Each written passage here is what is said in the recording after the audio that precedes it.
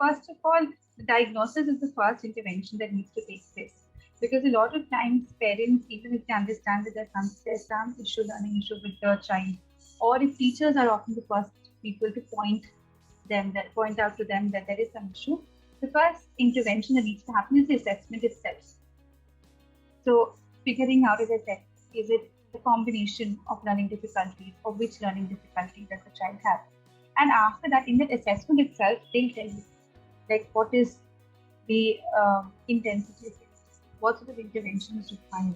And I would say if your child has been diagnosed with dyslexia, even if it is a mild form of dyslexia, immediate intervention is always good, right? Because you might have mild dyslexia when you're 4 years old.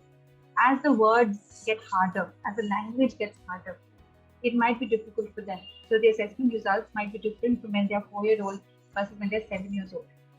So intervention, unless the parent himself or herself is trained in this, I would say immediate intervention is what is good.